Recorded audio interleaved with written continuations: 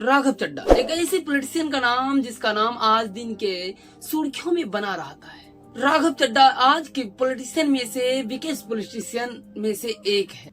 राघव चड्ढा तो आज के दिन के आम आदमी पार्टी के सबसे बड़े नेता है। वो अंग है, वर्ड है और उसके स्पीच की तूफान भारत के कोने कोने में देखने को मिलता है। क्या आपको पता है इसी वायरलिटी की वजह से उनकी शादी भी परिणीति चोपड़ा से हुई है।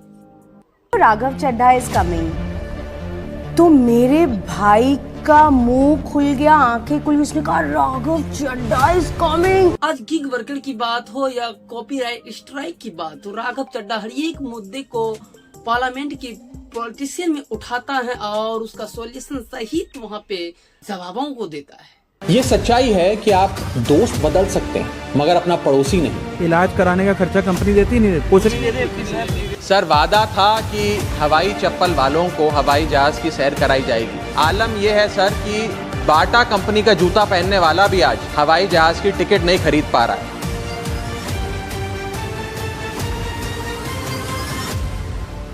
चलिए आज की वीडियो में देखते हैं कि राघव चड्ढा इतने बड़े पॉलिटिशियन बने कैसे और क्यों भारत को राघव चड्ढा जैसे पॉलिटिशियन की जरूरत है। तो इस सीरीज का नाम है नो यू पॉलिटिशियन।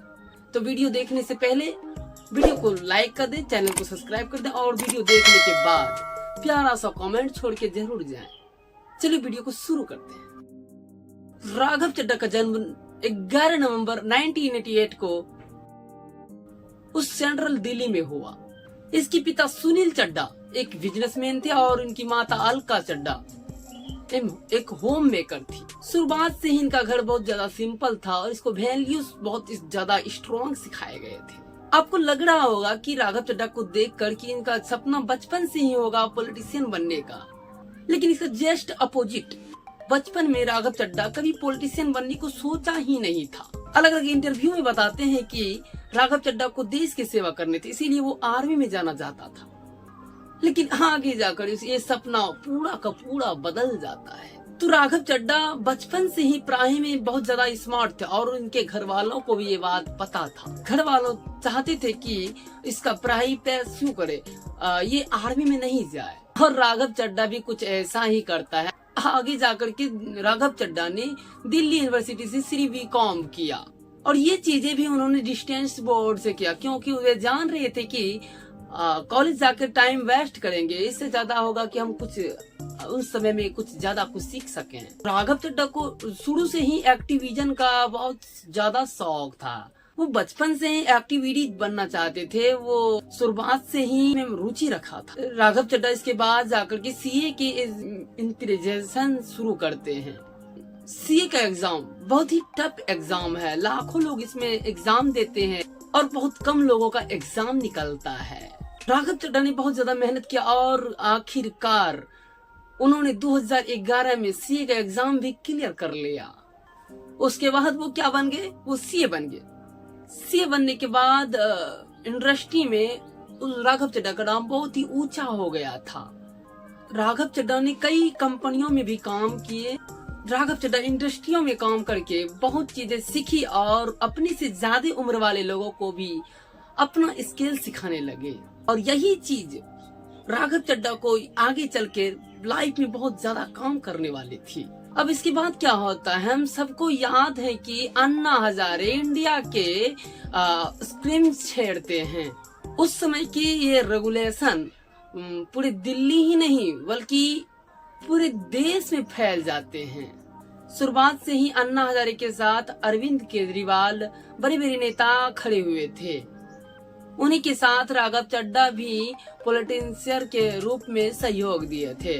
वैसे हम सबको पता है कि अन्ना हजारे और इंडिया के लिए कोई खास प्रॉबिलिटी बदलती तो नहीं है, लेकिन अरविंद केजरीवाल की पूरी जिंदगी बदल देती है।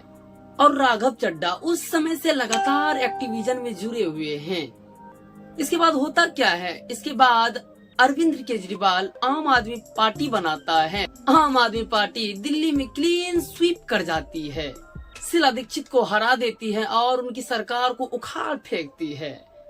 ऐसी मेजॉरिटी दर्ज करती है जो कि दिल्ली के इतिहास में कभी भी देखा नहीं गया है। और यही से राघव चड्ढा का भी पॉलिटिकल करियर शुरू हो गया था। और आम आदमी पार्टी के फॉर मेंबर है राघव चड्ढा जी। राघव चड्ढा ने ही आम आदमी पार्टी में जो मैन्युफैक्चर बनाया था उसमें 2013 में उन्हीं ने ही सहयोग किया और बहुत ही इम्पोर्टेंट पर्सन तब से ही बन के रहे थे। अरविंद केजरीवाल को राघव चड्ढा का अंदाज बहुत ही ज्यादा पसंद था।